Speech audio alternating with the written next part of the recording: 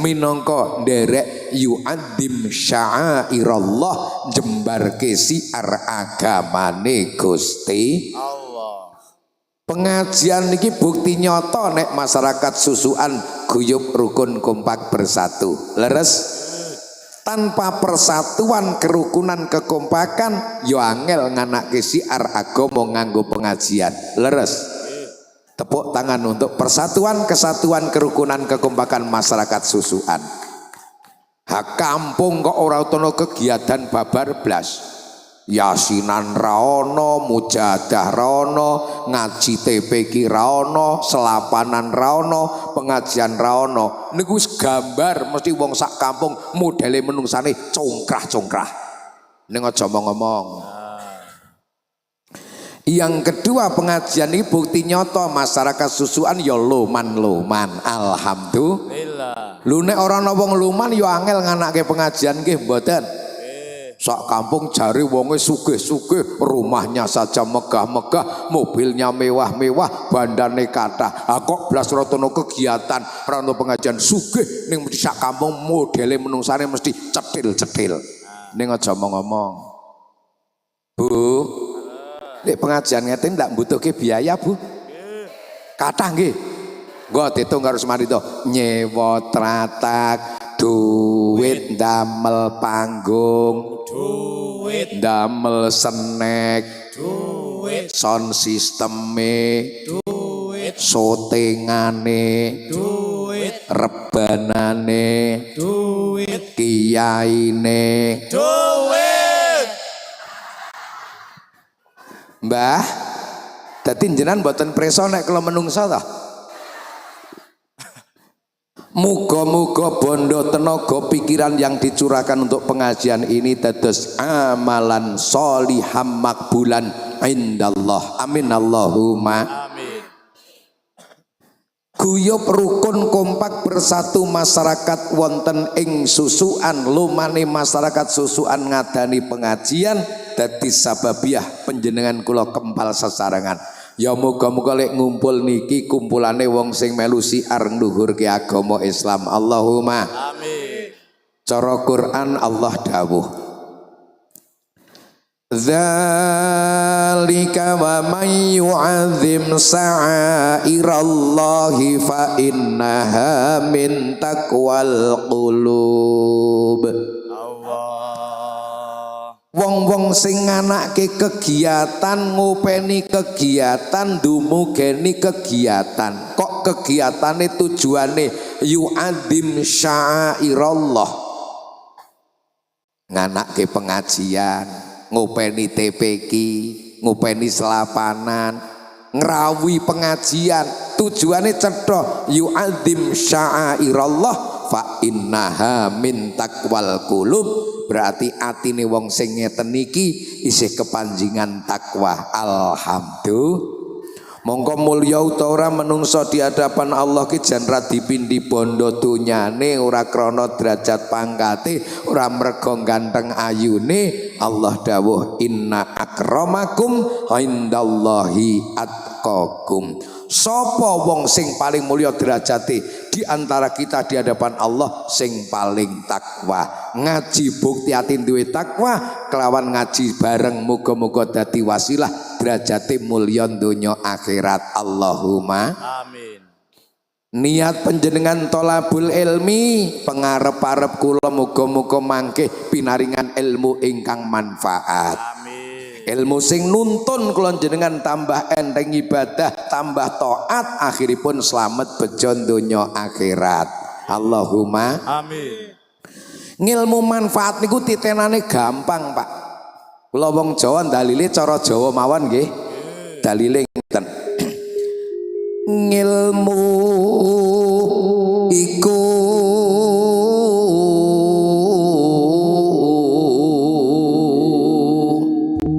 kalih mapan nggih Mbah. Nek amblek lek tak tinggal bali. Kelakone kanthi laku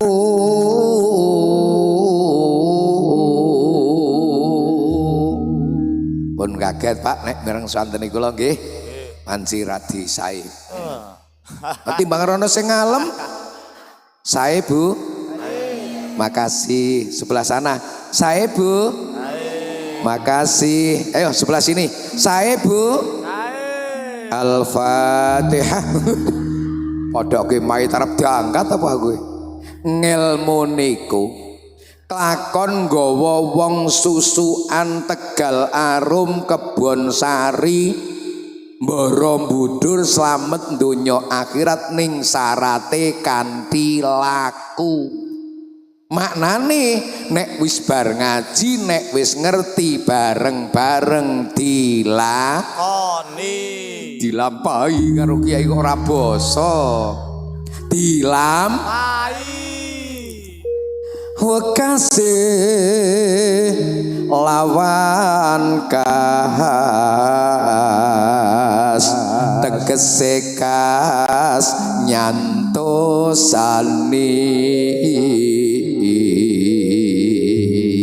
Masyarakat susuan Tegal Arum Borobudur bar ngaji ngerti kok do gelem nglakoni hase cirine nyantosani ya kuwi ngilmu sing arak nyelametake. Mung nek wis bar ngaji harus ada perubahan sikap di tengah-tengah masyarakat. Nek bar ngaji ana bedane. Kaya apa nek bar ngaji jare wong Jawa dalil Setya budya pangakasih tur angkara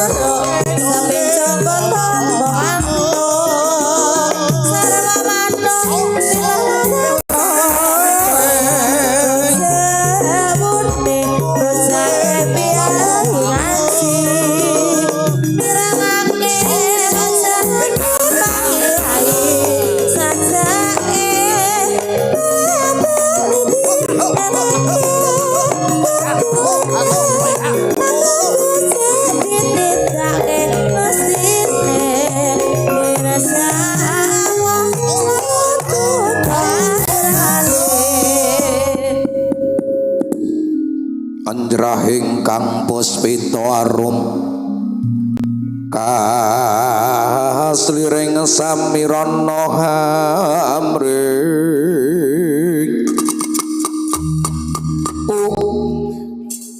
Nek iyahene kok lekas wayangan Pak, pengajiane rampung gasi Pak. Sing bejo ki camburi ki 5 ki.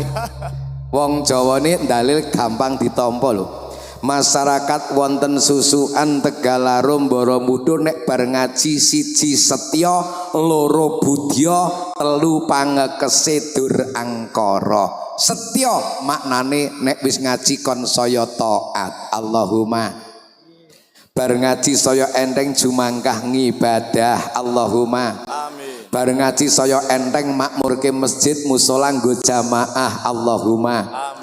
Ning kula yakin Pak Kiai warga sing rawuh ngaji niki urusan salat berjamaah mesti wis nindakake kabeh pas riyaya. Leres. Heeh wong nek riyaya salat dewang pancen koplak anyarang. Lha nek ana wong Islam ngapunten iki. Ana wong Islam wonten susukan nang Tegal Arum ten Borobudur. Wong Islam kok sandali kolo-kolo ilang nang masjid itu namanya musibah. Napa Bu? Musibah. Tapi musibah yang sangat ringan. Ini. Ning nek ana wong Islam wonten ing susukan nang Tegal Arum nang Borobudur kok sandali ora ketok nang masjid, ora ketok nang musala, itu musibah yang sangat berat. Yu ngopo sandal aku tuh mambu ilang nang masjid. anyar, yo ora anyar sing lumayan, alah musibah ning ringan tak dongakake sesuk tuku sing anyar luwih apik. Amin. Sing cici lapor. Yu apa? Lah anak aku malah blas rung tau kelangan sandan nang masjid. Mbak Yune pinter lah ya wong dapurmu ra turing masjid. Wis nek wis ngaji siji setya, loro budya berbudi mulya. Wonten ingkang mastani Pak ngaji setembung ngatur jiwa nata ati. Bar ngaji bar ditata atine tambah apik akhlake. Allahumma amin. Putra wajib ngabekti nyang wong tuwa, santri tak dimo marang kiai, murid hormat ro gurune, piantun kakung gedhe tanggung jawabe. Priya singkatan hebat, priya singkatan prigel makarya, cak nyambut gawe, men cukup butuh uripe, men lumrah kaya tangga teparune, ora maling klumprak klumbruk ngenteni PKH. Ana sing krasa ben. King napa Mbah kaget? Berarti merem. Oh mboten nggih. Tapi nek ngaji kalih kula kok upama wonten sing do merem ngantuk kula nggih teka sekeca mawon, teka silahkan saja. Bahkan nek jamaah niki ngantuk kabeh kula malah seneng bali. Tapi mau ana pengumuman nek ngaji karo mantune kula karo Mbak Mumpuni kok sampean merem poyoki lho Mbah. Gedang kluthuk godhonge sengkleh ngaji ngantuk lambene langsung tangi. Gedang kluthuk dipangan uler ngaji ngantuk biasane Pak ngaturi pirsa wong wadon ku mbok ayu kaya apa anggus ngantuk wah kaya grandong Pak. Vokalis niku nek gek melek ayu Pak ngantuk kok grandong kae. Lho nek piantun kakung wis gedhe tanggung jawab genten wong wadon bekti nyang kakunge cepak dalan swargane. Allahumma amin. Yo nek wis ngaji karo sedulur tambah akur, karo sanak sing semanak, karo tangga lakune utama, ngendika ngati-ati aja dadi strike wong liya. Sing nomor 3 pangekesedur angkara, nek bar ngaji saya adoh saka maksiat, saya adoh saka laku dosa. Amin Allahumma amin. Alhamdulillah wa syukrulillah, nembe kula jenengan nampi nikmat ageng saking Gusti Allah, ditemokke syahrun azimun, syahrun mubarakun, sasi agung sing kebek keberkahan wulan suci Ramadan. Alhamdulillah. Nikmat yang luar biasa. Muga-muga sedaya ibadah posone, trawehe, salat 5 wektune, tadarusane, sedekah lan ibadah napa mawon ditampi dening Gusti Allah. Allahumma amin. Poso sing ditampa monggo didasari imanan wahtisaban, iman lan ikhlas. Oleh apa? Ghufirallahu mataqaddama min dambihi, dosa sing wis kliwat di ngapura kabeh. Allahumma amin. Dadi wong wingi poso nang wulan Ramadan, maune gerung sasi Ramadan dosane jan akeh methuthuk. Begitu poso Ramadan dasare iman lan ikhlas di ngapura kabeh. Allahumma. Dosane sinten? Dosane menungso kali sinten sing langsung hakullah, langsung karo Gusti Allah. Contone Pak Usman sing gampang, contone nggih sinoman jora luhuran. Wonten napa mboten? Wonten. Wonge teko. Kudunge apa? Ireng. Walah nang kene jebul. Ya Allah. Yo bablas ngiring nganten ring mungkit ora asaran. Wonten mboten? Wonge ya teko. Komplit ya. Yo baline kesoren ora mahriban. Sok wonten mboten? Ya ana meneh. Awake sayah mripate jan ngantuk blek ora isaan. Wonten mboten? Ya ana. Yo tangine krinan isin ora subuhan. Wonten apa mboten? Wonge nggih teko to? Jajal nek wani ngacung. Muga-muga di ngapura kabeh amin Allahumma Amin. niki. Manusia adalah makhluk sosial. Urip pisan nang alam donya tidak akan lepas dari orang lain. Leres. Akhirnya njuk brayan karo sak padha-padha, gandeng ada interaksi, ada aksi. Kadang nek orang hati-hati ana luput karo sak padha-padha. Nggih napa nggih? Kadang putra luput karo wong tuane. Leres. Mantu kadang sengal-sengol karo maratuwane, ya apa ora? Onten mantu sing ora mantuk karo maratuwane. Mantu kentir. Ha wong karo anake iha-ihi. Rono rene ben bengi ya. Ben bengi ya sare. Ha kok karo bapak nih bojone kok ora mathuk ndaran mantu kentir nek kena kowe. Ya perlu dandani saiki. Ya Allah. Adi karo Mbak Ayune, kadang Mbak Ayu ya jancok nyerik karo adine. Nggih napa nggih? Karo tangga kadang ya ora apik. Lupute akeh. Lah nek hakullah rampung krana poso Ramadan, nek hakul Adam ya ora rampung. Nek hakul atam ya kudu ketemu gathuk, yo terus saling memaafkan, saling menghalalkan siji lan sijine gek rampung perkarane. Mula majelis halal bihalal tujuane mulya banget. Sakwise hakullah muga-muga rampung Allahumma halal bihalal ngerampungke luput karo sak padha-padha. Ngoten nggih Bu nggih. Kena ngopo kok dadak dilegakake nang halal bihalal. Nek ben wektu lak ora kobrang to sampe nggih. Luput jaluk ngapura. Sing paling apik kuwi ning ora kobet lumpukake ya. Lumpukake setahun lumayan timbang ora njaluk ngapura babal blas. Nggih napa nggih? Lah niki intine halal bihalal niku arek ngrampungake sing karo sak padha-padha. Muga-muga lek poso kalau Gusti Allah rampung, lah sing sak padha-padha dengan halal bihalal. Dan kalau majelis halal bihalal niki bentuk bungae wong Islam ya ora salah. Lha wong Kanjeng Nabi nggih dawuh lisaimi farhatani. Wong poso ki arek nampa bebungah rong perkara. Kapan bungae wong poso? Farhatun inda fitrihi wa farhatun inda liqa'i rabbi. Seneng-senenge wong poso ki ndani pas buka. Nggih napa nggih? Bu wingi pas poso senenge pas buka apa pas sahur? Pas sahur ora seneng wong bojone gugane angel. Pas buka.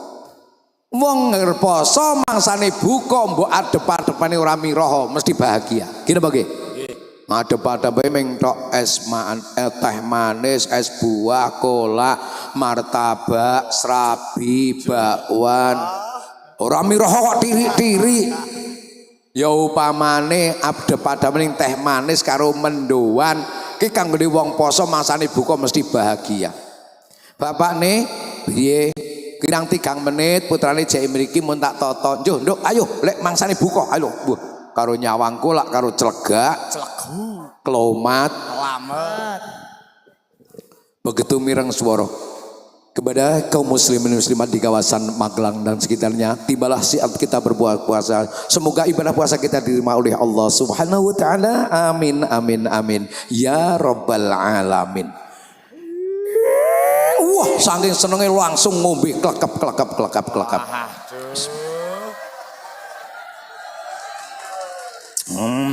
Ya, saking ngelake.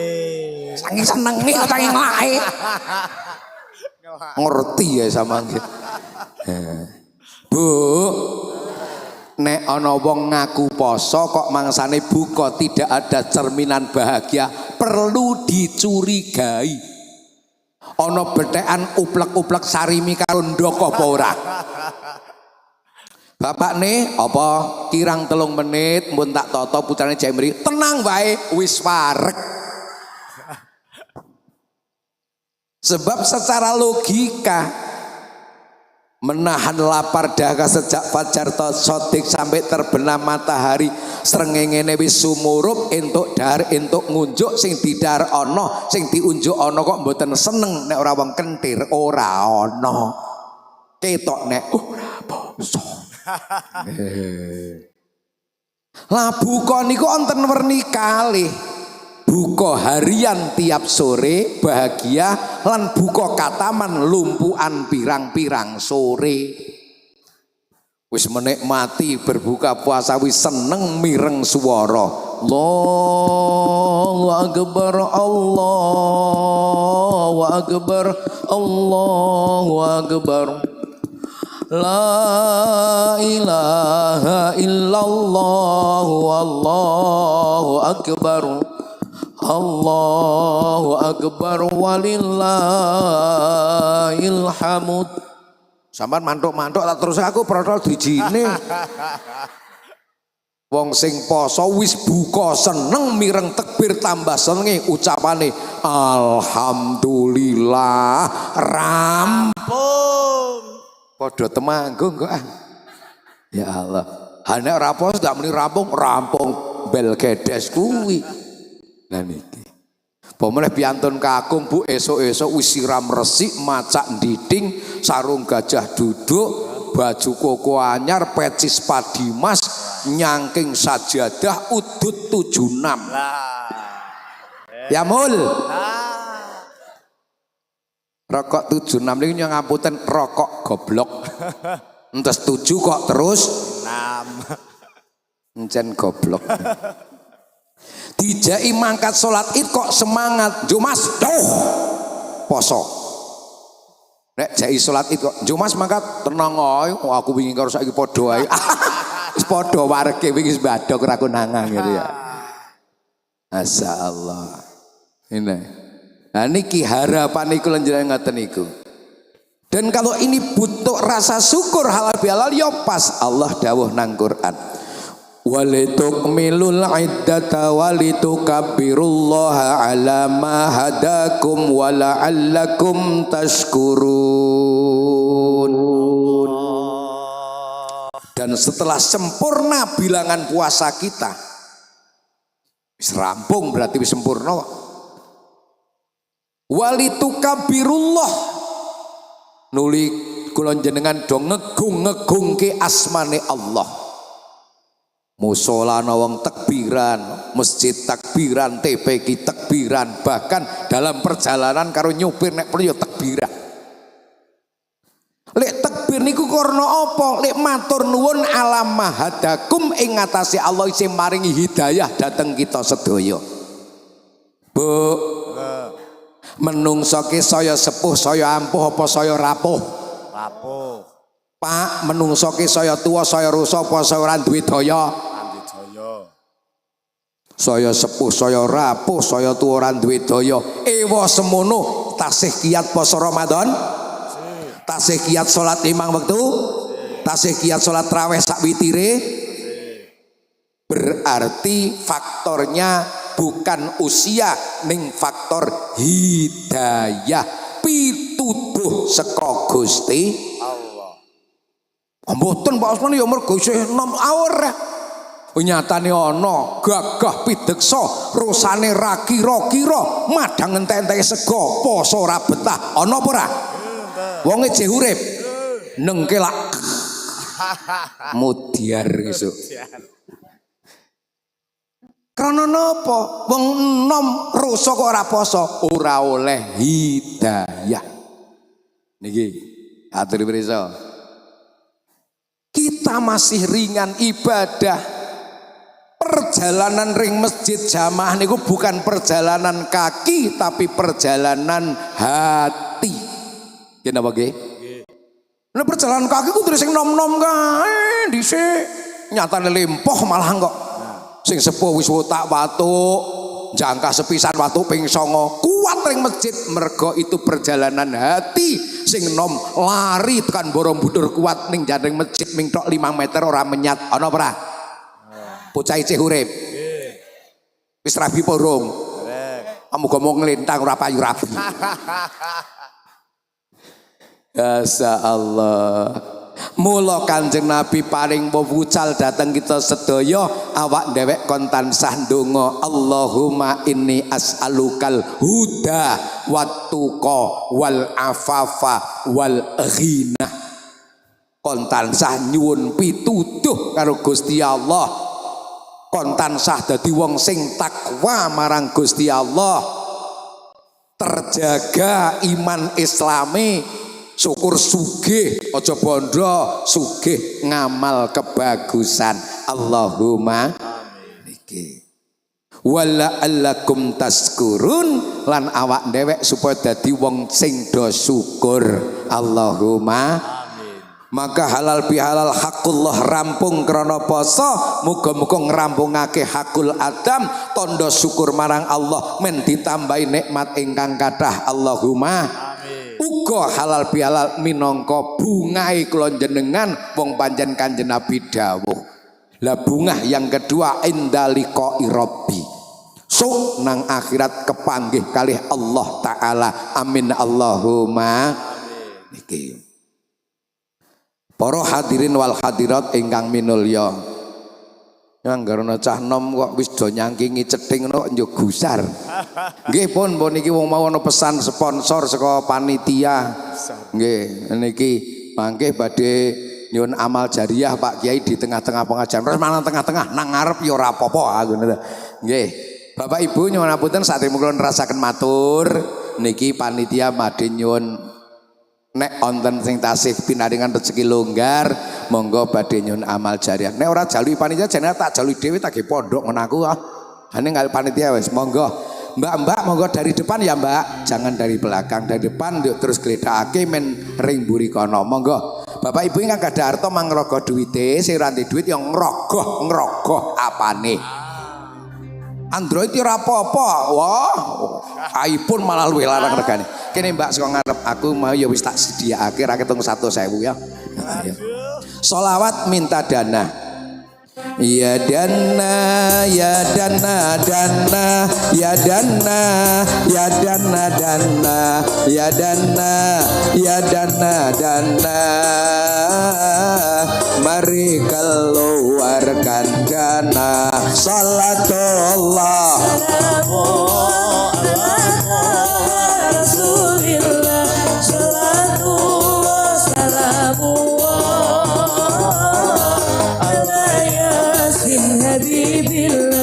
Ya dana, ya dana, dana, ya dana, ya dana, dana, ya dana, ya dana, dana. Demi Islam keluarkan dana. Salatullah. Rasulillah. Salatullah.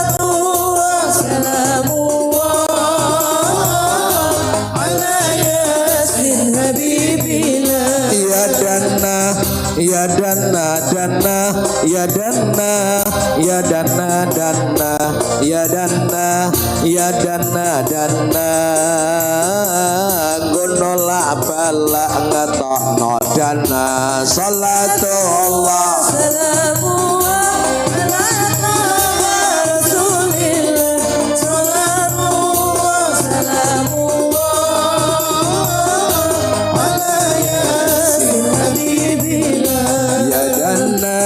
Ya dana, dana, ya dana, ya dana, dana, ya dana, ya dana, dana. Ya Allah Rabbal baraya. Salatullah.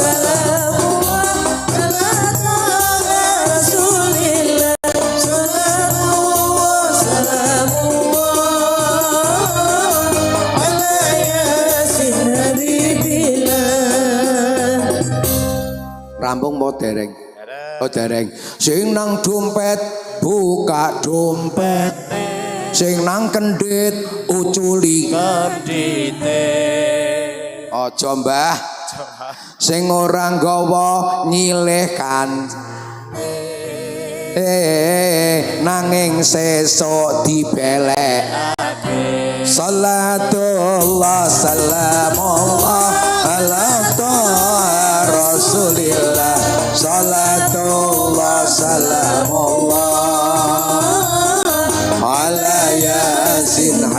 billah.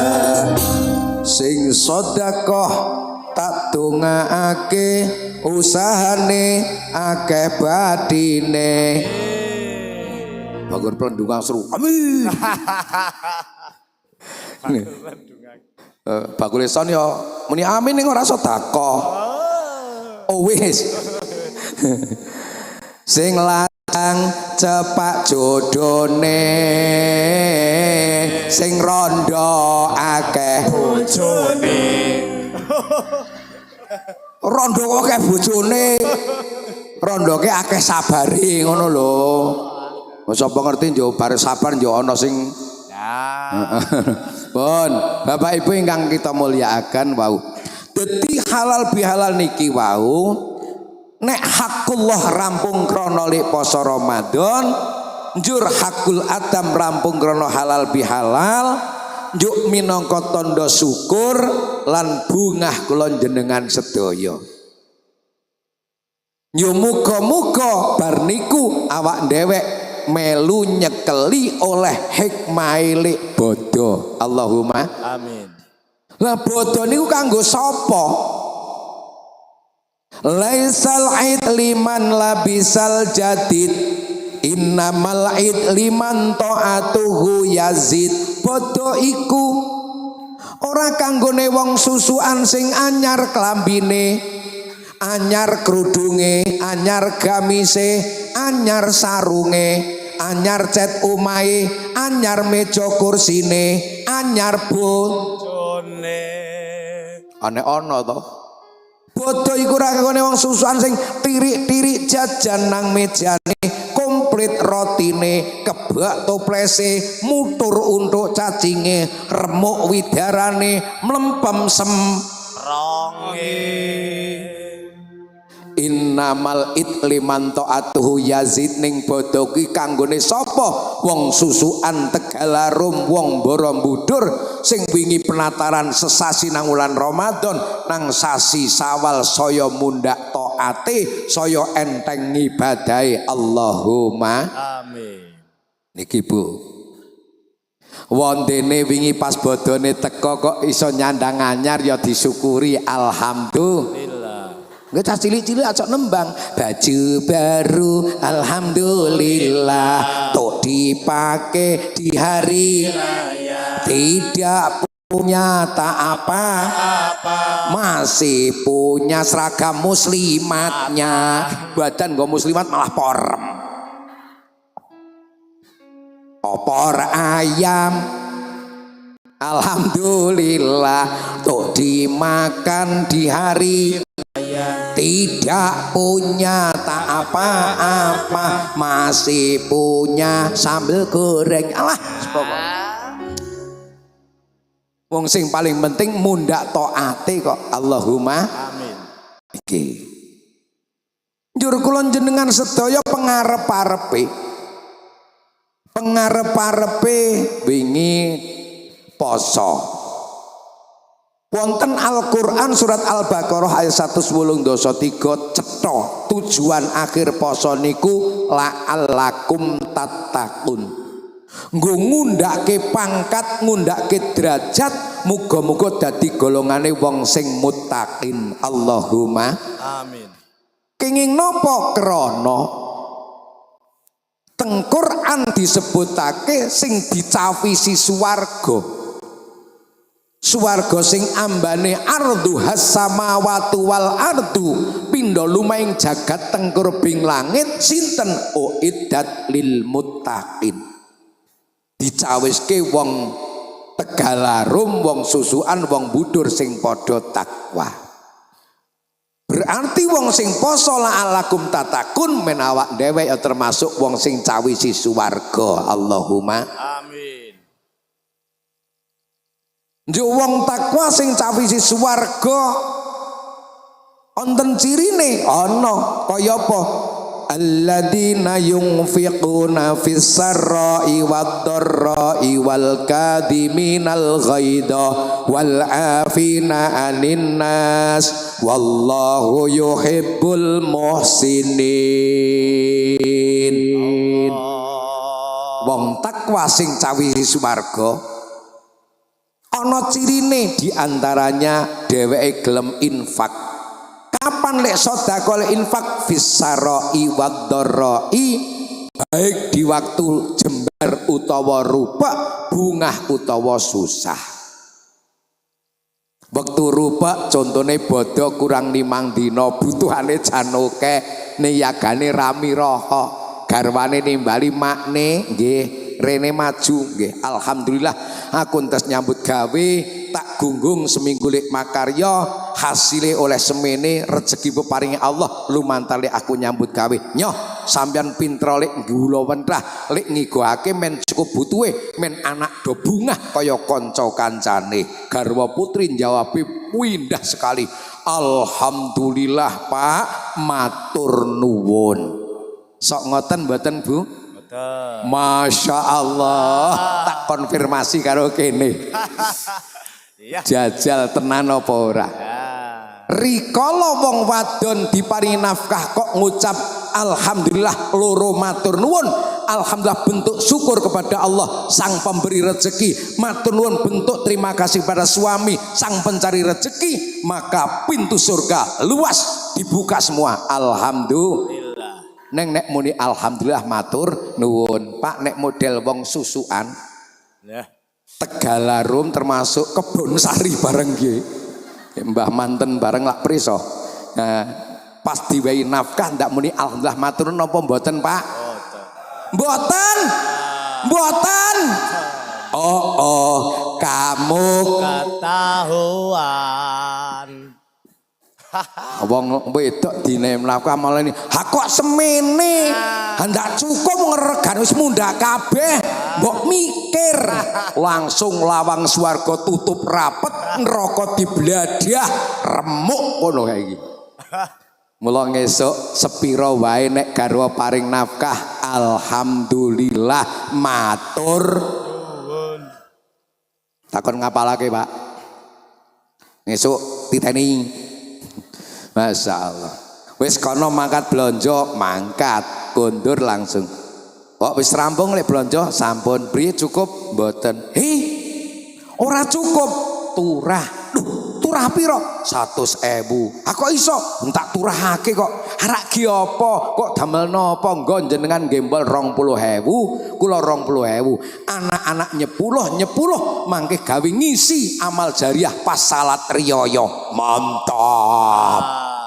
Ana apa ora sing model ngoten niku? Mboten. Dereng ana. Ngesuk danakake ya. Kowe jenenge infak waktu rupa. Nek waktu jembar Pak Usman, wah iki bodo wis paripurna, butuh wis kecukupan. Alhamdulillah. Bapak ibune gek tengok-tengok nang ngarepan wong payen daleme pinggir dalan. Ana mobil apik mandeg greg tanpa nyono-nyono, putra sing saka luar negeri Bali tanpa ngabari nggo duit 4 karung 400 juta. Bapakne langsung diamplopi gledek 30 juta, ibune 30 juta. Umpama kok balah to Mbak Yutuminah? Umpama ki rong karo nek tenan nah.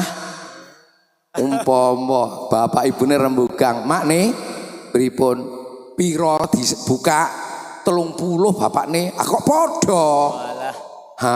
Nek duit semene iki malah mumet aku iki yo bri elu kok mumet.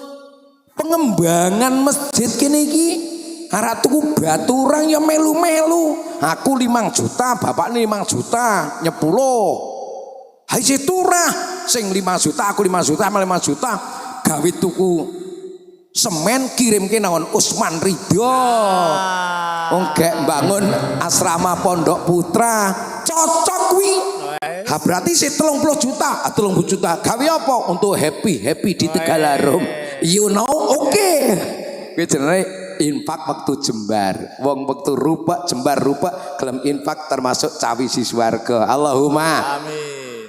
Ya mau sak derajat banget ya muga-muga cawisi swarga to Bu. Nggih niki. Wal kadhiminal ghaidha. Wong takwa sing cawisi swarga wong sing pinter ngempet jengkel. Ngempet jengkel ki gampang apa angel? Amlane yo latihan ngempet jengkel. Yu apa wong loro to yu tak ngaring rembug MBG ya. Walah. Ha kok malah gek glendeng sampean. Luweh. Lho sing domongke iki ora nyata, ya luweh benerang ngelongi dosane aku. Sampe nek domongi ora ngerti kayak informasi kok ya jan ora kepo. Anjo karepe sampean kon priye to?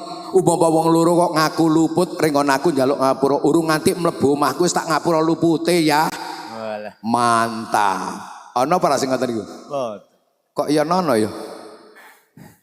Oke. Ndi wonge pancen cok larake cangkeme. Labrak ring omahe. Ya Allah. Sing nomor 3 wong sing dicawisi swarga wal afina anin nas. Wong sing gelem ngapura marang lupute sak padha-padha. Bodho ki jan masyaallah. 1 Syawal tekan tanggal 7 ke apik kabeh. Saiki mbro wis do elek apa urung? Hajasal munduk-munduk teko ngakoni lupute njaluk ngapura wong apik ora?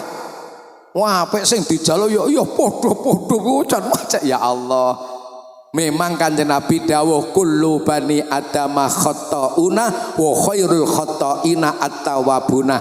Kabeh anak turune Adam termasuk sing kek pidato ndrewiwil iki. Gudange luput pabrike dosa. Ning api-apike wong sing luput sing dosa ngakoni lupute tur gelem njaluk ngapura. Berarti majelis halal bihalal, majelise wong sing apik-apik alhamdulillah. Ning sing ora kalah penting lho yu.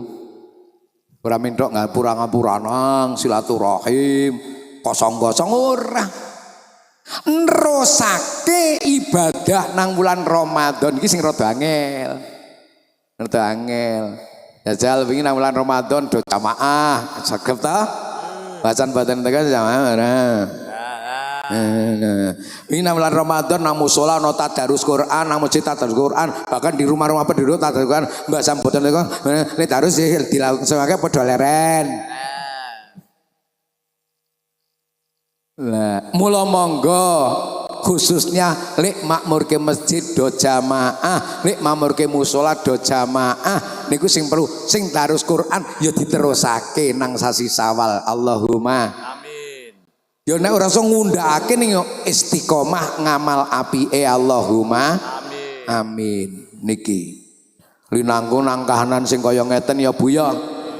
Ana geopolitik perang antara Iran mungsuhe Donald Bebek karo setan Yahoo. Kita umat Islam harus ikut peduli, Pak. Minimal pedulinya bagaimana? Minimal nek dhewe arek ngirim napa rudal aja, rudale pangan ae wong bakso rudal do dipangan kok. Ora kanggo rudal Indonesia kok kirim-kirim Iran. Pangan nih bakso rudal ada dipangan to. Ngirimi donga minimal pripun donganipun Allahumma suril Islam wal muslimin wa ahlikil kafarota wadzalimin. Minimal donga kuwi ya Allah menjadi paring pitulung dateng umat Islam lan umat Islam termasuk sing nang Iran sing nang Palestina Allahumma amin. Termasuk sing nang Indonesia nggih wa ahlikil kafarata wa dzalimin. Ya Allah semoga kau binasakan orang kafir, orang-orang dolim kaya to Israel wong dolim-dolim kae. Aku lempun donga kok dereng mandi ya engko si alon-alon. Alon-alon. Yes, minimal ada peduli sebab nek ana wong Islam ora peduli karo urusane Islam liyane malam yahtam bi umuril muslimin falaisa minna. Ngerti nek Iran ki jelas Islame cetha Islame urusan kono beda aliran kok semang dirembuk nang Qur'ane ya padha nabine padha Gusti Allah ya padha kiblate ya padha limang wektune salate ya padha nggih napa nggih mentok beda-beda sithik ora masalah padha Islame ya kudu peduli ana wong Islam kek didolimi nang Palestina ya kita minimal berdoa sebab malam yahtam bi umuril muslimin sapa wae ngaku Islam ning ora peduli karo urusane wong Islam liyane falaisa minna. Kanjeng Nabi dudu rombongane aku. Rombongan apa? Rombongan Donald Bebek. Ya peduli. Dan ini imbasnya kepada kita semua perang niki. karena Iran punya pegangan Selat Hormuz. Nah, lewat kono remuk to. Ning Indonesia diizinkan wingi. Tapi dewi mau nih malah wong Magelang MI Ma'arif Diangan sing gugur di Midnono di bom wong kono. Pasukan penjaga perdamaian PBB dari Indonesia. Nah niki gune kudu peduli. Ora peduli berarti dudu rombongane Kanjeng Nabi ngoten mawon.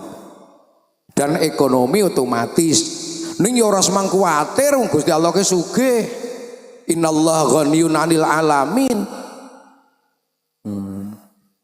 Saking gusare nek wong sing sugih-sugih malah mumet, dhewe lah wong ora duwe malah tenang-tenang to. Wong sugih mumet menterine dadi menteri Indonesia ki aja pinter, goblok. Pinter dadi menteri nek goblok malah dadi menteri.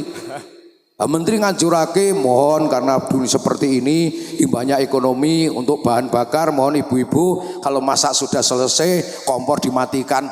Menteri goblok kok pinter kenangi. Cah cilik ngerti ora semua dadi menteri, wah menteri kok pekok.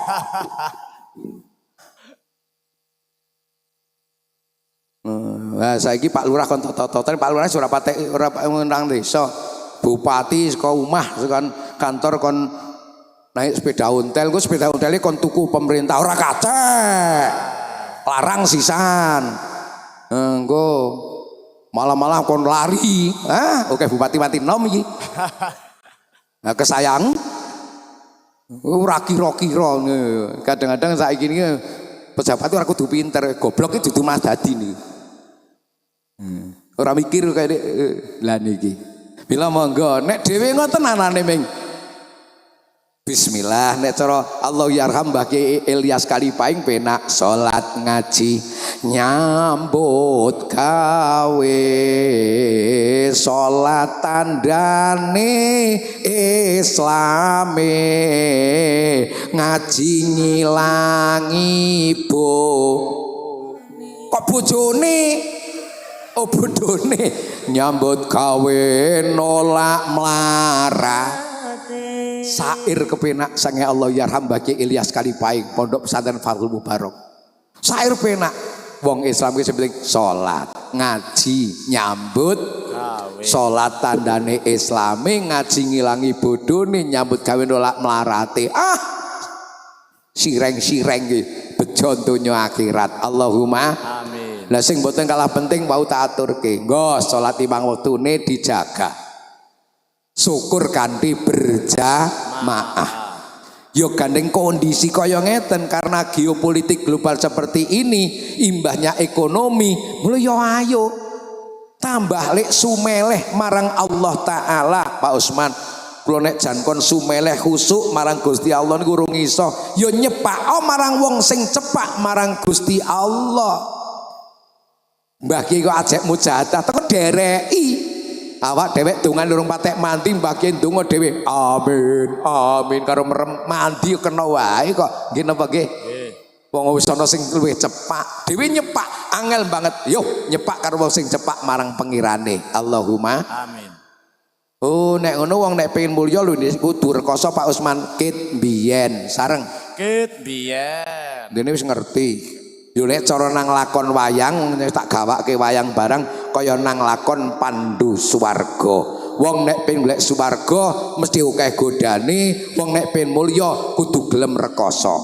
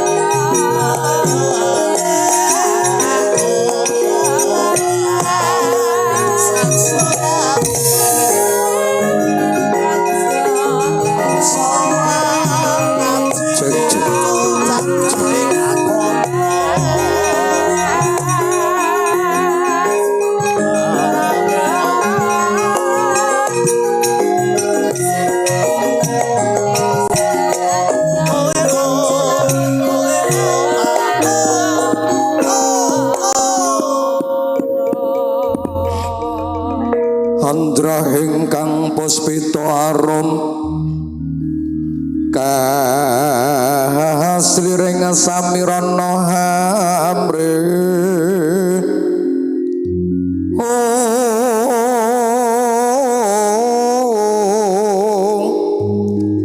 sekar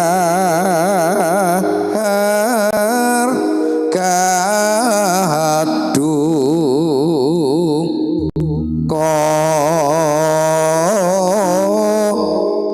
ngas kandanyo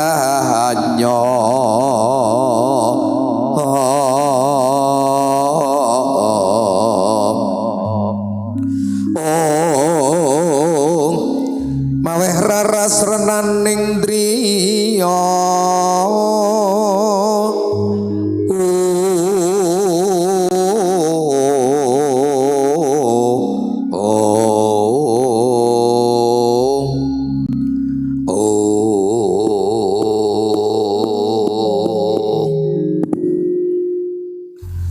putraning sun nggir bocah gagah Wijasena sena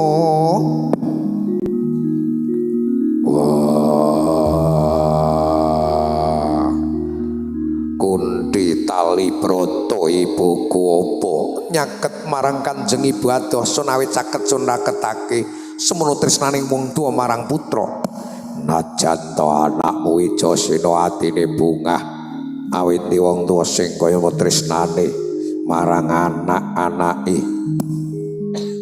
padha basuki nggonmu ngadhep ana ngersane Kanjeng Ibu Sena entuk pandungane Kunti ibu lan swiji apa anakmu ngaturi sembah bekti marang sliramu Kunti ibuku ya ndak tampa kali bojo pangestri Kanjeng Ibu wae tampanana wah lamun bisa tak gegem langasta tak pundi mustaka tumapaing jaja dadi jimat mengko anakku ngger Wijasena sawise prayoga ngadhep dadi kecoting ati kaget penggalimu putra pirang-pirang tak timbali tanpa kinanten kakang kelawan adi mula aku takon kenangane apa sing mbok timbali wong anakmu sing murang tata Sena apa saksidane wong tamu sinuwun Prabu Pandhu Dewanata ibu Ratu-ratu bungah tansah membeng sungkawa wong mati ora semanggetuni tangis terus-terus kaping 7 ora bakal bali sing wis mati mbok ya wis Sena apa ibu susah ora ngetuni wong wis mati Patiripti Harcapada kudraning Gusti sing kabeh menungso bakal nampa kalbu dulur-dulur ana ing susukan ana ing Tegalarum iya ning titenane wong susukan wong Tegalarum wong Borobudur sing cepak patine iki ana 3 perkara apa siji lalen angger wong susukan wong Tegalung mesti penyakit lali karo bojo lali ora nafkahi malah wae rondo pinggire apa ana informasi saka Pak Lurah anak nang kono duwe nang kene duwe decer-ecerone ning lali ora dopeni kuwi ana informasi saka pusat utang mbayune omahe nang ngarepe ya lali ora nyarutang tandane wong susukan wis ora mati Allahumma mati ya amin ra gelem mati ya amin sing nomor loro ngantuang lho kok ngono mayit ki lak rata-rata merem-merem mayit mecicil manggus merang-merem yo nang motor Israil biasane matine rada dhisik sing nomor 3 lungguh lendean sinden aja sok lungguh lendean nek mati nome-maneman engko dudane ndak glayaran lho kok ngono wong nganggo lingguh lendean tandha raga wis abot nyangga nyawa timbang abot suwanake marang Gusti Kang Maha Kuwasa sing dawuh ngono ulama saka ngendi asmane sapa kitabe apa dudu ulama ngger sing ngomong ming Usman Ridho tak kira ulama dudu ning ora kuwi ya ngger ibu susah awit ibu napa wising Gusti lumantar pasumpenan lamun wong tamu sinuwun Prabu Pandhu Dewanata seda nanging ora entuk jatah ing swarga Sena Wijasena satriya gagah piteksa budek Pak Simbar Jojo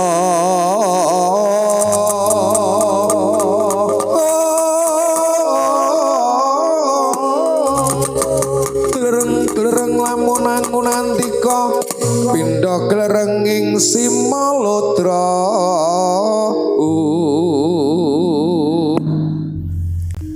Kunti tali broto ibuku iya Sena anakmu bocah murang toto krungu kabar bapak useda rentuk swarga bronto atiku iya mula prasetyo aku ora bakal bali nang susukan nek urung klakon munggahke swarga bapakku Pandu Dewanata jagat bunga syukur alhamdulillah seneng atine wong tuwa ora rugi anggonku mondok-mondokake najan tamben kataman tak dolke wedhus siji ning ngono tak ugemi wong dadi kandhamu Sena Wijasena Satra Pandhawa lek guneman sepisan tak ugemi ora kasembatan tak gawane mati bagus wong tuwa bakal ndedonga saka susukan ger muga kasembatan jangka sedya kang utama nggonmu bakal golek swarga wong tuwa donga pamuji tak jaluk budal ingkang prayoga ngati-ati ya teka mangkono sampun paripurna dipun Dewi Kunti Talibrata tumandha ingkang putra Raden Wijasena gregah yayasinipi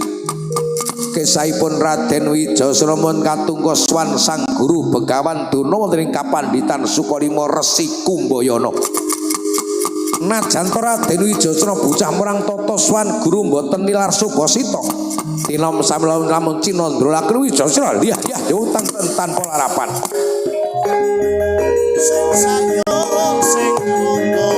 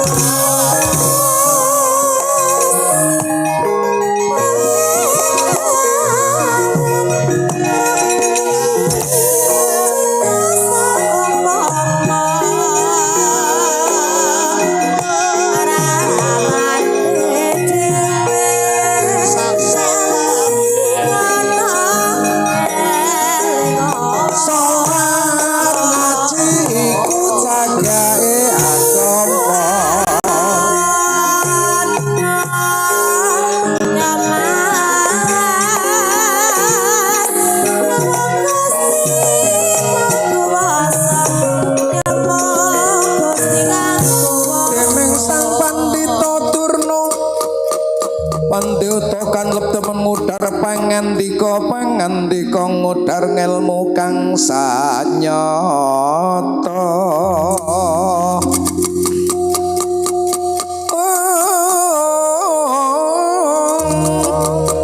limpat ngudar ngelmu samudana pacak pamadyaning laga manggol tombak mentang gendhewa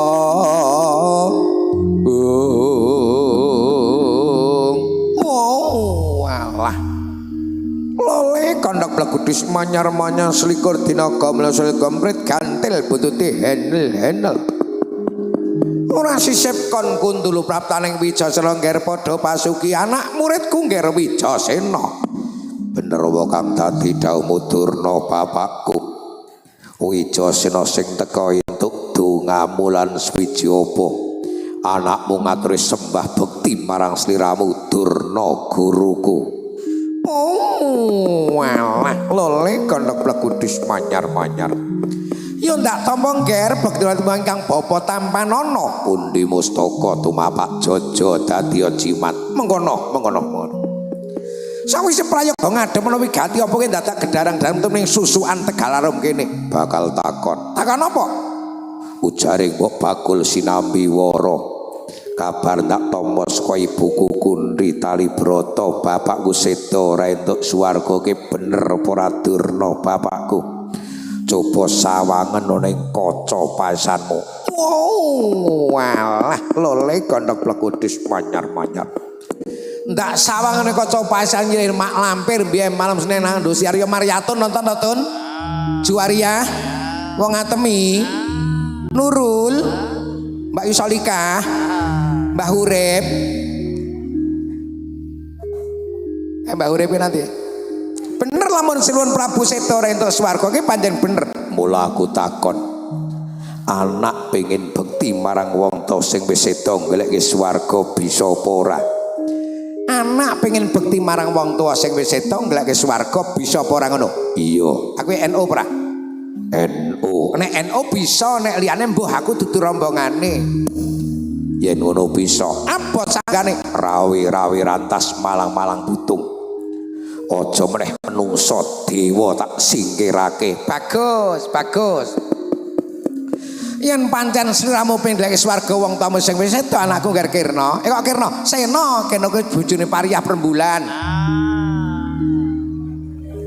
siji sliramu kudu luru banyu suci Perwitasari luru banyu Perwitasari gawe apa Durna bapakku kanggo siram jamah sepersik lahir lan batin yen wis kelakon siram banyu Perwitasari resik lahir batin jur kepiye lah nek wis resik lahir batin nger sliramu enggal-enggal luru kiblat papat puncer siji kiblat papat puncer siji nang ndi panggonane Durna bapakku Gusti Allah dawuh nang Quran fawali wajhaka syatrul masjidil haram Durna pinter dalil Quran Durna pondokan nek wis ketemu kiblatin jur kepiye lah nek wis ketemu kiblatin nger seneng tinggal manengku puja manembah ibadah marang Gusti Kang Maha Kuwasa wajibe sedina sewengi ping 5 syukur tambah qobliyah ba'diyae kanthi cara sedekep astanira nutupi babahan hawa sanga Wijasena kudu manembah marang Gusti Kang Maha Kuwasa wajibe sedina sewengi ping 5 syukur ndak tambah sunah-sunahe aja ninggal wiridane ndak dikira nyukcul ke basa apa Inggris cara Jawa munyuk ucul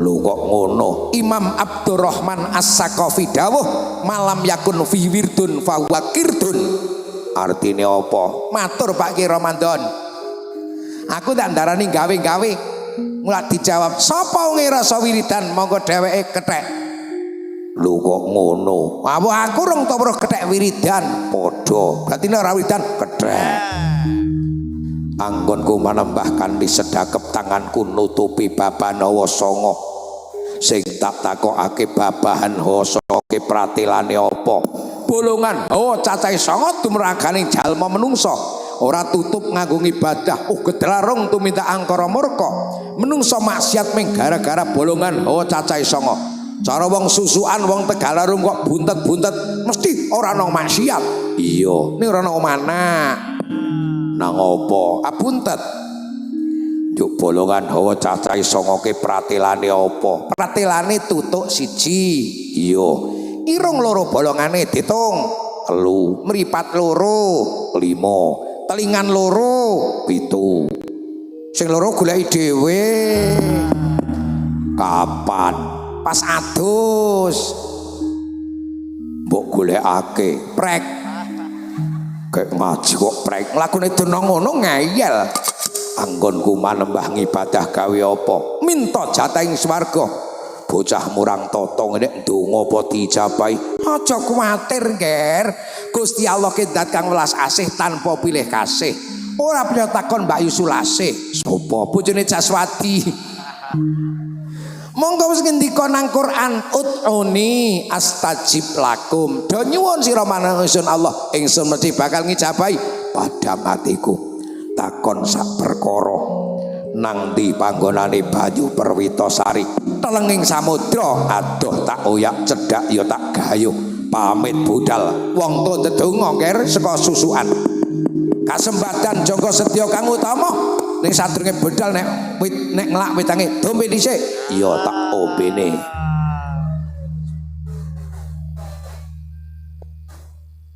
Wis mbok ombe nger wis legi apa ora? Blas.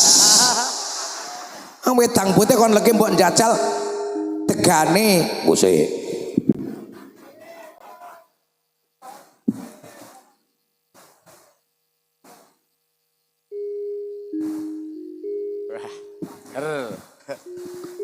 Kelapa ijo legi apa ora? Ora pateh. Penomeng. Kok ngerti? Jelas urung cetha tegane. Rada tuwa sithik legi. Pamit budal wae. Prayoga anakku kek Wijasena.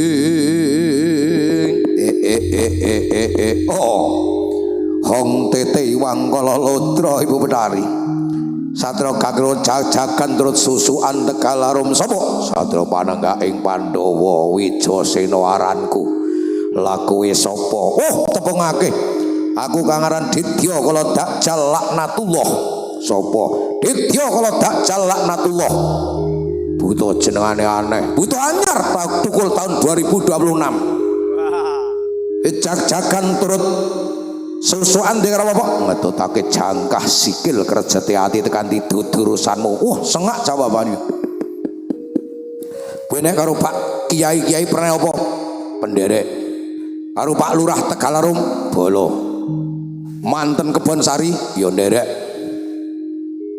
Mungso aku ndereke para pejabat, ndereke para kiai, para alim ulama, ngajak umat padha taat ngibadah men slamet donya akhirat dianggep mungsuhmu jalaran apa? Ya ngono ke program mungsuh aku.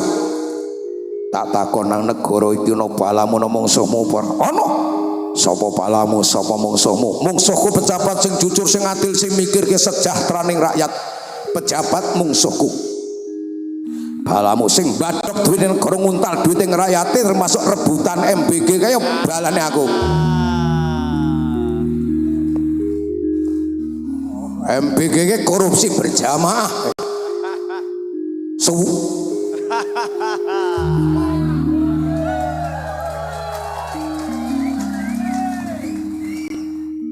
Sing nguwatirake sampeyan ana kiai melu nguntal MBG. Ana apa ora? Ora. Kaya balamu, balane aku. Nek gayus karo kowe pernah apa? Ponaang. Ahmad Fatona, Adi. Sing korupsi proyek EKTP ke sapa? Oke, hajingan kabeh. Nek haji mlebu swarga, nek hajingan ora mlebu swarga. Hasu kowe.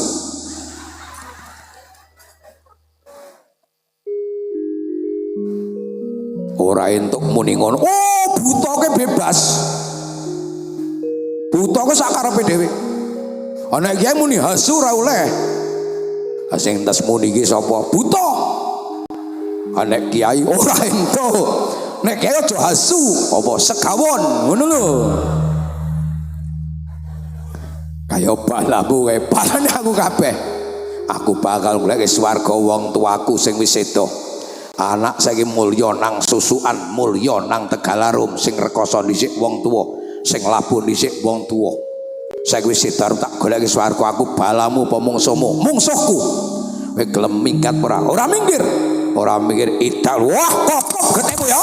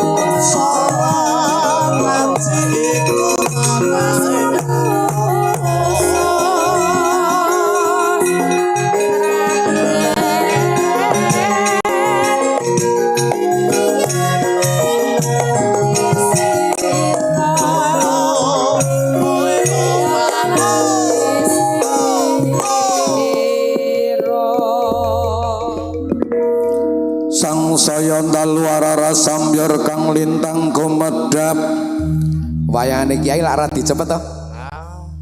Jejer pindho begalang terus goro-goro.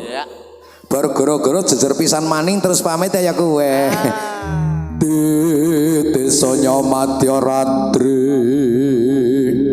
rumang kandaning pos pita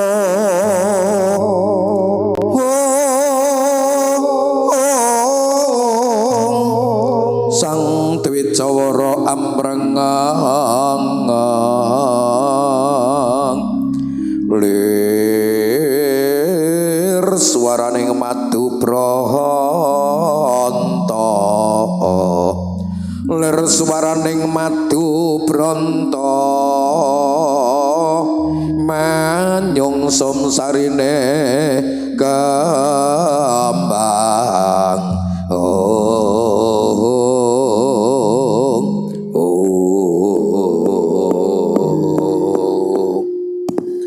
sampun paripurna Pancakara Raden Wijaya Mangsa Rasaksa Dajjal Laknatullah kasasarita mlajar sang Dajjal Laknatullah Raden Wijaya kita swarga manengga puja manembah ibadah marang Gusti Kang Maha Puja Astungkara mandring donga sundul kayangan jrungkring saluka satemah ndadosaken titi wancine gara-gara apa pratandaning gara-gara denteni gager kayangan jrungkring saluka gegering para dewa geger kayangan jroning dados salana tumunipun kawan cacahing papat ing pandhegani Dening Semar Badranaya dherekaken putra pambajeng nala gareng panenggak Petra ragil Bagong sami gegojekan wonten ing Ramba saking tlatah susukan Tegalalum kapiyarsa rengeng-rengeng dheneng askar eling-eling Banyumasan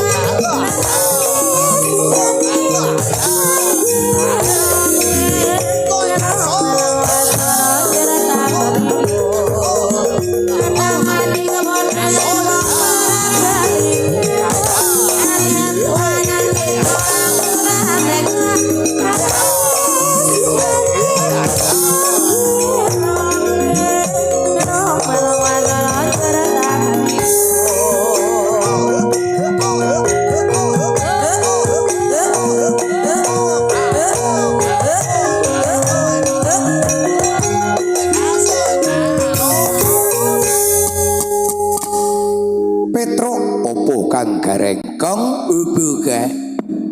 Awak dhewe dari hajate masyarakat susukan pengajian halal bihalalan kataman kitab karo selapanan NU Muslimat Fatihat. Kok njulik ngaji sambung wayang tujuane apa? Dakwah agama sinambi nguri-uri budaya. Mung yo ora eleke wong wayang ketinggalane walane paline Gusti Allah. Arane ringgit ketembung Sunan Giri sing nganggit Girinata, Sunan Giri sing nata sing nglakokake Njeng Sunan Kalijaga dakwah agama jaman rikala semana jas merah. Jangan sekali-kali melupakan sejarah. Jas hijau NU, jangan sekali-kali hilangkan jasa alim ulama. Jas kuning bro ratu bro mudar ya aku. Wayange saka kira tembung apik Kang Gareng. Tembung apa? Wayang itu tembung wajib sembahyang disingkat dadi wayang. Wayang kulit wajib sembahyang kulinakno kawit alit. Kanjeng Nabi paring dawuh hadis sahih, wong Islam kon didik anak kawit 7 tahun diajari salat. 10 tahun orang gelem salat gebuk ning ora nganggo pentung, nganggo ucapan sing gampang dipahami, digenahake. Nek salat 5 wektu hukume wajib, ditindak oleh ganjaran swarga panggonane, tinggal dosa haram hukume neraka panggonane. Ngono ning gandeng wayang wajib sembayang ya dalang sinden yoga lan masyarakat nek seneng wayang aja lali salat. Wong seneng wayang ora salat ke wong lunga ning ora ngerti dalane. Coba lunga kok ora ngerti dalane ora tekan tuh sampe mulya nang swarga brungus nang neruku. Kanggo sing nonton, weh sapa ditonton wis dadi tuntunan timbang tuntunan ming do ditonton. Saiki wis akeh wong Jawa ora njawani, bangga putrane pinter bahasa Inggris ning ora ngerti basa. Takone mbane, "Makmu nanti to, Le?" "Mbuh, kaplane minggat rindi kae." Nang desa nyebut saiki wis ora patut. Ora patut priye? Oh nang desa kene nyebut kanggo wong tuwa paling dhuwur ya bapak karo ibu. Ana ora luwes, ayo bapak karo mak. Nek ora pantes, bapak karo simbok. Ora luwes, bapak karo biyung. Desa saiki gaya papi mami. Papi mami kemana? Mami sedang ndaut. Mami kok ndaut tungkake ting plethek mami trengklekmu. Mami papi kemana? Papi ngarit. Pulangnya nanti bawa apa kira-kira? Blarak untuk huruf-huruf. Mami kok ngerti huruf-huruf, mami bel gedes. Ning wayang tetep maknane wajib sembahyang. Sadurunge nonton isaan, bar nonton ya subuhan. Oh nonton wayang ora sate lunga ning ora ngerti dalane. Lunga kok ora ngerti dalan ora tentu pengen mulya nang swarga, brungus nang neruku. Anek kuwi wayang apa ta, Gong? Wayang ke pokoke apik luwih apik timbang sing gek mrisane nang susuan. Lho kok ngono? Ngono aku wayang lanang wedok tak campur dadi siji nang kotak pirang-pirang puluh tahun nyatane seprene ya durung ana sing meteng.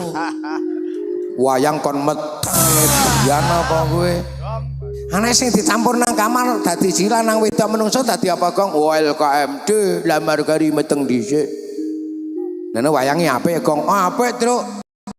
Ane wis tau ana ustad ngaromake wayang terkenal viral nang YouTube. Ayo pancen Truk wayangke dadi hukume haram, nek nyolong dalang sak kotak didol ge mbadok. Ane mentok ge seni hiburan waton ora nimbulke maksiat, no problem ngono. Lah iki wong dagang cocot jane goblok. Enggak ngono. Bagaimana hukumnya sebelum salat membaca usoli? Piye Kang Gareng? Ya oleh wae maca WA oleh sadurunge salat. Nang salate ibadah yang diawali dengan takbir ditutup dengan salam. Urung maca takbir ora maca tomprang masjid ya luweh kok kakang cangkem. Oh bener dene. Bagaimana berjabat tangan setelah salat? Haram hukumnya trengklekmu amblek kuwi. Timbang dolan nang HP ya ben salamang diwiridang. Ngono, wong bar salat kuwi gelut ya oleh. Nek pancen ono masalah kok saingan son. Waduh. Gelut ya oleh kok apa meneh kok ming wiridan dikir ya luwih oleh timbang yuk-yukan. Ngono, ya wis. Zaman wis ora karu-karuan, heeh. Wong budaya seni dan budaya kan memang seni dan budidaya manusia. Hasilnya gawe ngipur karo gawe pitutur luhur ngono. Ajane wayang mana wajib sembahyang. Lenggeran eling ngongger marang pangeran. Aling lengger ya kena ning masane salat ngibadah ngono. Dawe guru aku Tekarjo yang ngono kuwi. Oh ngono. Jaran Kepang ki jaran paling apik sak alam donya ki jaran Kepang. Lho kok ngono? Oh, siji-sijine jaran sing paling resik nang alam donya mi jaran Kepang. Sijine jaran sing glehke nang pengimaman masjid susukan ra bakal nguyuh ming jaran Kepang. Oh, berarti jaran Kepang kok jaran resik, jaran resik. Nek jarane resik kok sing nunggang ora tau raup, ora tau ngibadah, sok pengkal jarane merongos nang neraka, mudhar ngono saiki. Sing nonton ratu raup biasa ya surung jarane nganti mlebu neraka. Oh, pitutur luhur. Topeng saka tembung taufik manane pituduh, topengan pira-pira pituduh taufikon. Mula jongkete jongket mengko pituduh. Ngono. Ngene aku duwe topenge akeh nang omah kae. Cacahe 9 kebo giro. Terus ana jenenge Sontoloyo, jangkrik genggong, gondang keli, sumyar-sumyar, melik-melik, siripidi. Terus ana topeng perna-perna ngono kae. Kuwi ana maknane kabeh. Kebo giro, menungso urip aja njlegadrah kaya kebo giro. Kebo giro jogete njlegadrah, tegese wong urip aja njlegadrah. Dudu wae ora mang mbok miliki. Nek pengen ngambake sawah men berkah yo nganggo duwite sungkel ndure sungkel ngisore mesti ombo sawahe. Nek nggo pacul gacul ndure plodroke ngisore sok pantek malaikat merongos nang neraka. Ngesuk wates man tawaqqa sibrun minal ardi dulman tawaqqallahu bisabni aradina minan nar. Waduh kok ngerti teman Tru ngaji kok. Sapa wonge ngloncok sejengkal dari tanah mengko sok kalungi 7 lapis bumi ning rupane marak-marak geni neraka. Nang kene ora ndek kalung sok kalungi geni neraka ora porem apa nang kono apa. Kowe sing sok ahli ngesuk wates tak omongi kowe. Berbahagialah kamu besok di neraka. Kowe dian nek kowe gong kowe pitutur luhur. Siripiti wong wis tuwa kuwi harus mangkakang perceka masane ngibadah, masane manungku puja marang Gusti sing Maha Kuwasa. Rondang dutan terus balik nyawer gawe nyawer barang bar nyawer mudiar neraka kowe. Ana ki wonge teko wonge. Teko. Wis tuwa mbok ya duwite bagi putune men jajan dhewe wirid nang masjid lek rampung kok nyawer. Bojone nyawer kok balang nggo mutu yu. Kowe siripiti. Melik-melik. Wong cilik gedawan angen-angen biasane ngarit nyalon DPR melik-melik. Amelane temani melik ala melik kapulungan melik ala melik kapulungan ngono kae jenenge wong kakeang gedhuren angen-angen. Ana gondang keli wah kowe ape kowe critane akeh wong tua lali anake dhewe duwe pitik jementir maghrib rong bali RT-ne takoni Pak RT ndak preso pitik kula ning mbasa anake wis lemu gedhi wayu blengah-blengah 16 tahun jam 11 bengi rong bali ora takoki sapa-sapa bali meteng mudiar ngono saiki ngono kuwi jenengane gondang keli. Lu tembangane alang gondang keli rama sapa mau sing kelangan rama ngono kae. Kuwi akeh wong tuwa lali karo anake. Sulase sulanjon. Wala edan kabeh. Gong, apa? Ning sing viral ora kuwi lho, Gong. Apa sing viral? Kidul kae apa manuk Baladewa. Cekanane apa? Onde-onde Jawa. Ayo para kanca taat mring agama. Ben uripe ayam tantra ugama. Ana sing nyurupi malah iki. Sing ngeson kae paling suwi-suwi kesurupan kae. Modele kono kae wong rewo-rewo. Kene rawuh nek dukani nek wis guyane leren ya. Lae gagaku sak delito hemel-hemel nala gandeng. Napa mau? Petruk Napa Pak? Bagong. Ya Om. Om ki paman. Paman kilik. Iki ki bapakmu Glower. Kowe nang kene do seneng-seneng ndar ya gek susah. Dadi preso Sinun Prabu Pandhu Dewa Sedore itu jasa warga. Ingkang Darwis wis ben kon mondok kon ngaji ditirakati gedhe lawe wong tuwa marang putra, anak wajib bekti marang wong tuwa. Dina iki Darwis gek golek swarga wong tuane mlogong. Yo Pak, anakmu kon mondok, suneke mati men gelem tahlilan, yasinan maca Quran gawe ngamal apik, njurung kowe tekan swarga. Lho. Ha wong anakku wis mondok setengah sasi biyen entek kowe isih gemblung kok, Truk. Mondok nanti rumah sakit. Oh. Sing dikesake bapake pondok pesantren goblok. Oh iya ya tak pondokne Pak. Dene dadi anak putus sing saleh salika. Paling jaman saiki kepengin ya mondok ya karo sekolah Pak nek ngono. Ha nang kene daerah Borobudur ya akeh, Magelang ya akeh. Kecepaan ana ono Sumarido. Iya. SMP Penawaja Al-Haramain. Sekolah menengah pertama pendidikan Ahlus Sunnah wal Jamaah Al-Haramain nang Pondok Al-Haramain kono lah ya. Ngono. Oh ya akeh. Bribek alhamdulillah wis tekan kelas 3 nggih. Ngesuk mei akreditasi nyuwun pangestu dhateng para kiai muga-muga akreditasi bijine sae.